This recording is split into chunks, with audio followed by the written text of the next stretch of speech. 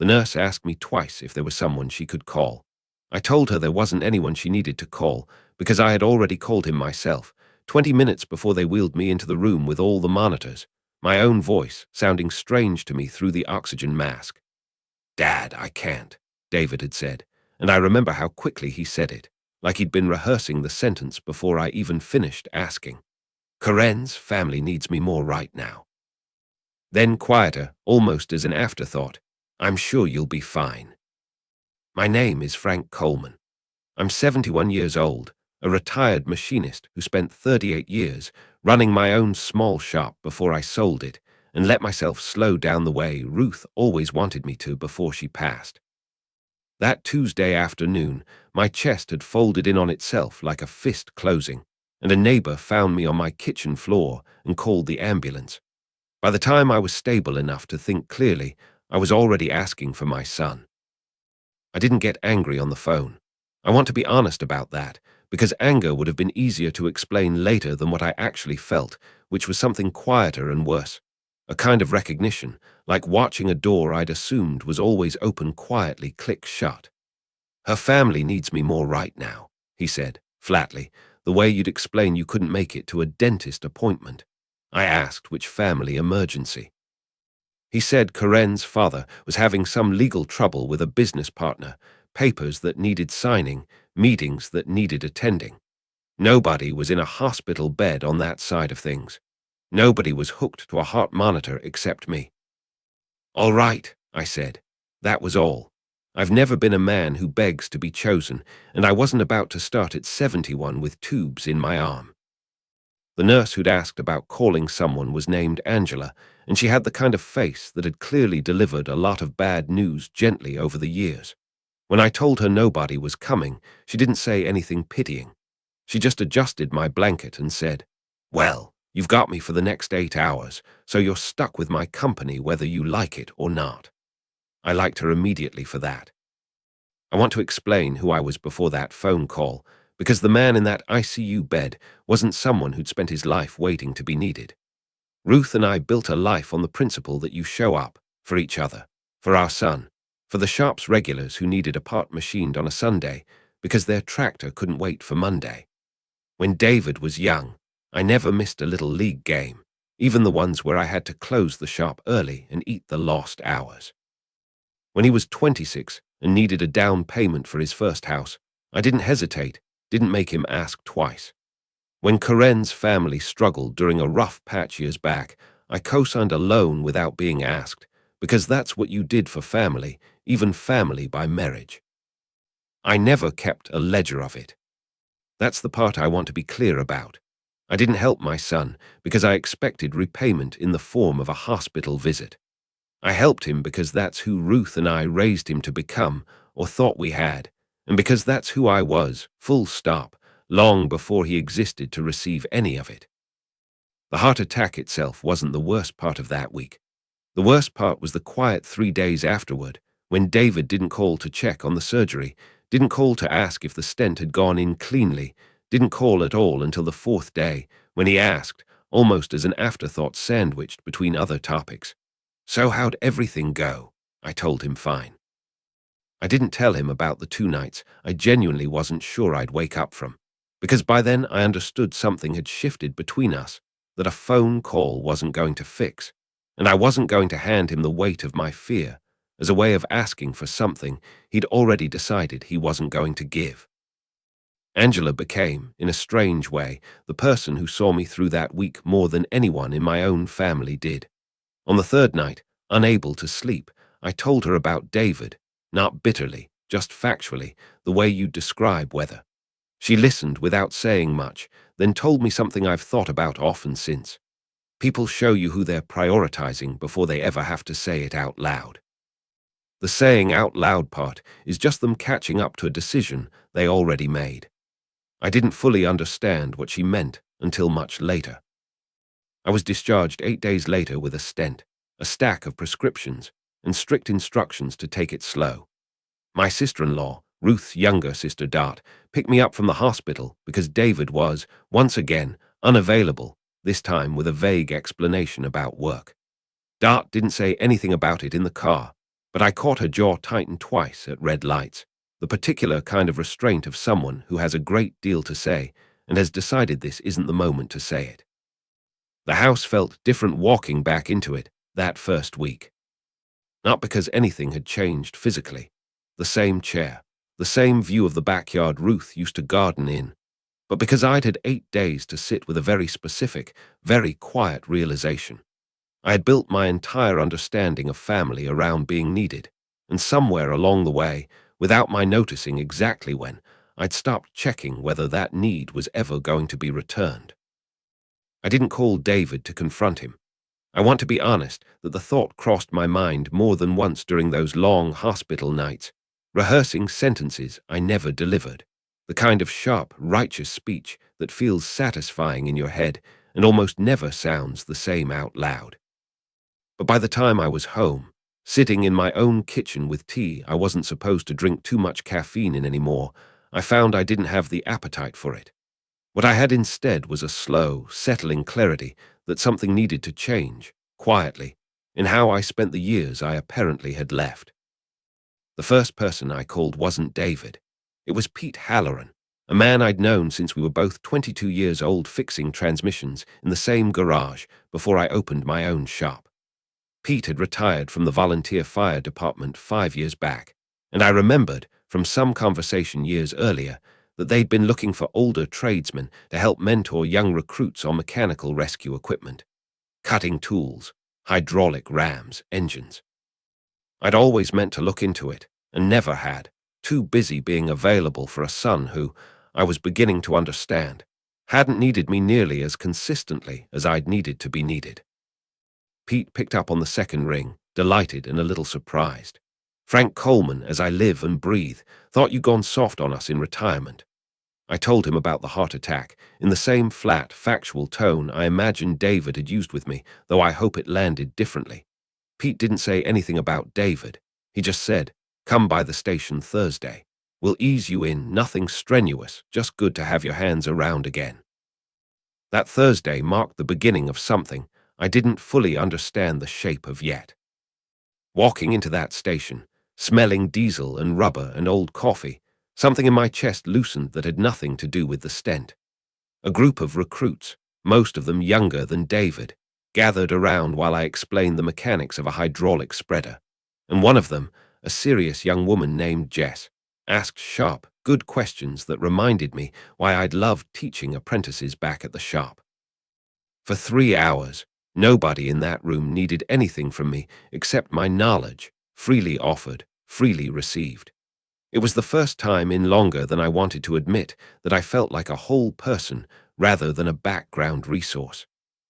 David called twice over the following 2 weeks, both times about small, practical things, asking if I still had a torque wrench he could borrow, mentioning offhand that Karen's father's legal situation had resolved itself without much drama. Both times, I found myself saying I was busy, which was true, and which surprised him in a way that told me more than any speech could have. Busy with what? He asked the second time, not unkindly, just genuinely puzzled, as though the idea of me having a life independent of his needs hadn't occurred to him before.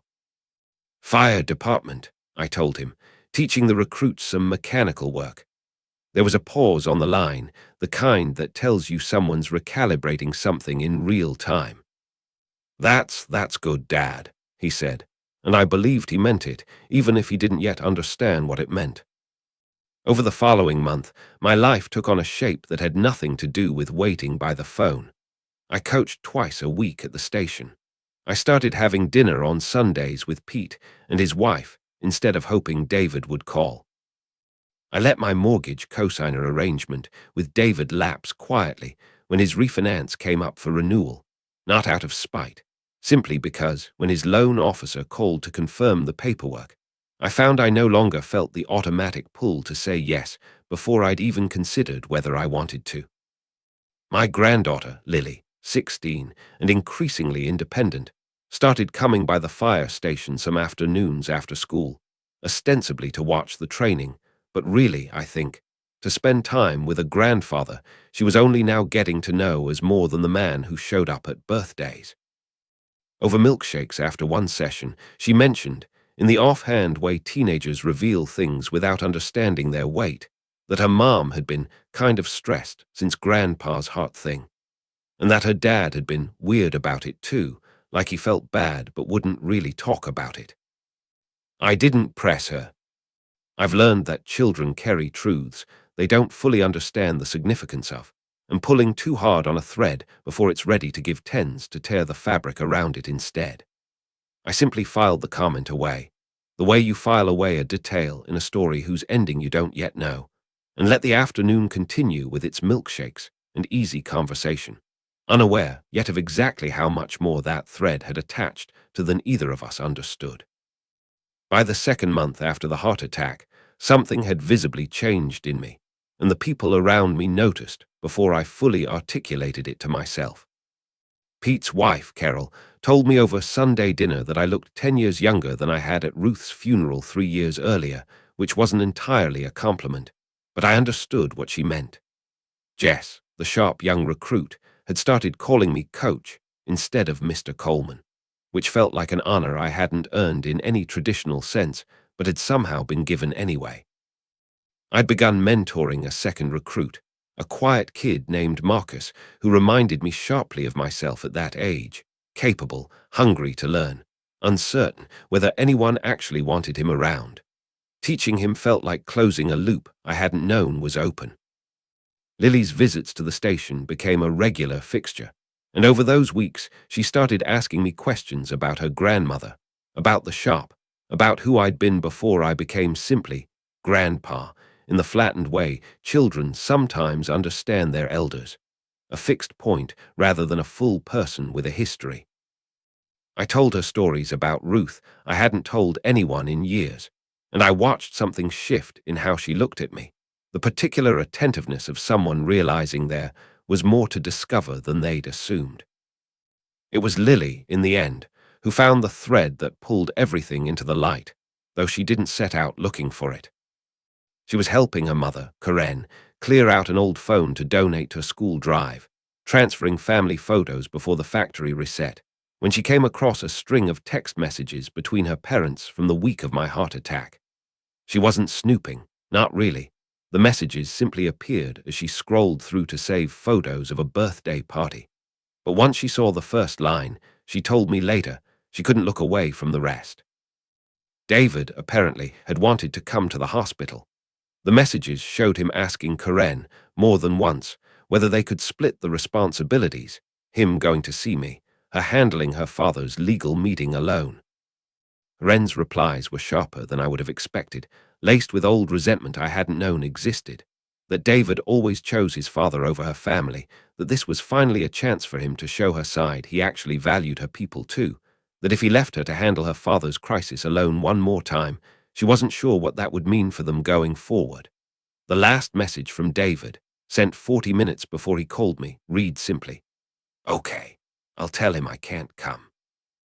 Lily didn't understand the full weight of what she'd found, only that it felt wrong somehow, wrong enough that she brought her phone to me at the fire station rather than to either of her parents, her hands slightly unsteady as she showed me the screen.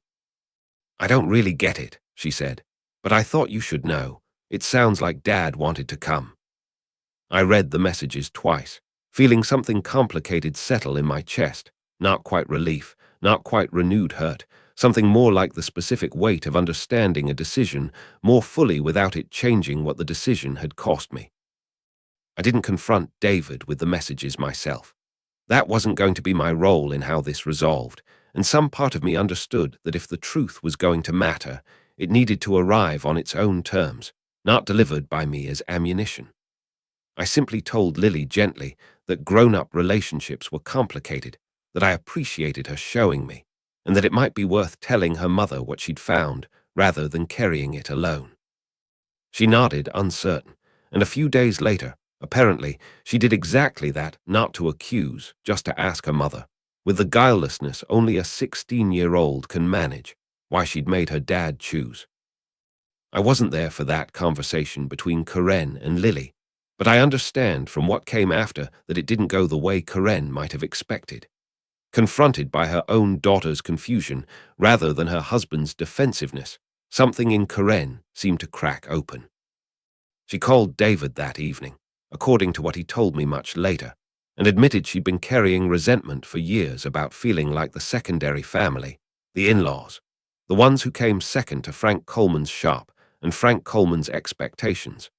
Resentment that had very little to do with the actual week of my heart attack and everything to do with years of small moments she'd never voiced. David showed up at my house on a Sunday evening 2 weeks later without calling first, which was unusual enough that I nearly didn't answer the door, assuming it was a delivery. He stood on the porch looking older than I remembered, the particular tiredness of someone who has been carrying something heavy without setting it down. "Can I come in?" he said, not quite a question. I stepped aside. He sat at the kitchen table, the same table he'd done homework at 30 years earlier, and for a while he didn't say anything, just turned a coffee mug slowly without drinking from it. "Lily showed her mom some old texts," he finally said. "From that week.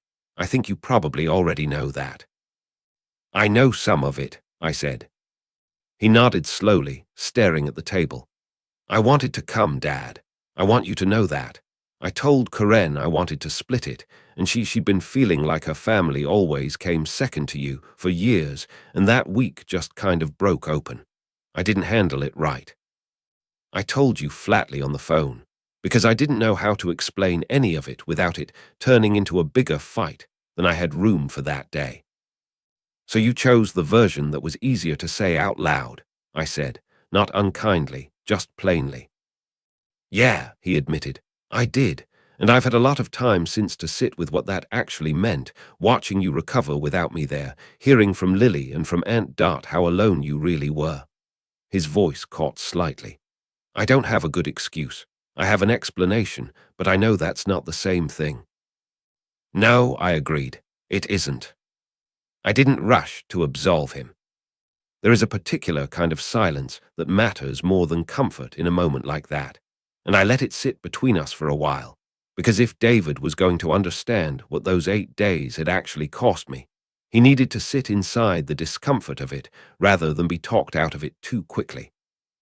"I've been coaching at the fire station," I told him eventually, changing the register of the conversation slightly, "teaching recruits, spending time with Pete and Carol on Sundays. Lily's been coming by after school." I watched something register on his face, not quite hurt, but close to it, the recognition that life had continued fully without him in it. "I let the mortgage cosign lapse when it came up for renewal," I added, not out of anger. I just realized I'd been saying yes to things for years, without ever asking myself whether it was reciprocal. He absorbed that quietly. "That's fair," he said. "I don't think I've ever really asked myself that question about you either, what you might have needed back." Over the following weeks, the repair between us wasn't dramatic, and I'm grateful for that, because dramatic repairs tend to be built on the same shaky urgency as dramatic betrayals. David started showing up, unprompted, to the fire station on the evenings I coached, not asking to be involved, just watching from the sidelines the way Lily once had, slowly relearning a version of his father who existed outside the role of endlessly available resource. Karen called me one afternoon, hesitant, and apologized in a way that felt genuine rather than performed, not excusing what had happened, just naming honestly the years of feeling secondary that had built toward it, and asking, tentatively, if we might start fresh on different terms than before. On what would have been Ruth's birthday that spring, David asked if he could come with me to the cemetery, not out of obligation, just because he wanted to. We stood there together, the two of us, longer than either of us probably needed to, and he told me, unprompted, about a memory of his mother I'd never heard before, a small, ordinary kindness she'd shown him as a teenager that he'd never mentioned to me. It struck me that we were finally talking to each other as two full people, rather than as a father defined by what he provided and a son defined by what he needed, and something in that shift felt more valuable than any apology could have been on its own. Looking back now, I understand something I couldn't have explained to Angela in that hospital room, though I think she already knew it. Being needed and being valued were never actually the same thing, and I'd spent most of my life quietly assuming they were, building my sense of purpose around the first while neglecting to ask whether I was receiving any of the second. The heart attack didn't teach me that lesson by itself. What taught me was the quiet, deliberate work of building a life that didn't depend on anyone choosing me first, and discovering, almost as a side effect, that the people who genuinely valued me eventually found their way back regardless. He didn't need to skip that hospital visit to hurt me. He just needed me to finally notice how much of myself I'd been offering without ever asking if it mattered. But noticing, once it starts, has a way of rebuilding everything it touches, sometimes even the very relationship it first revealed as broken.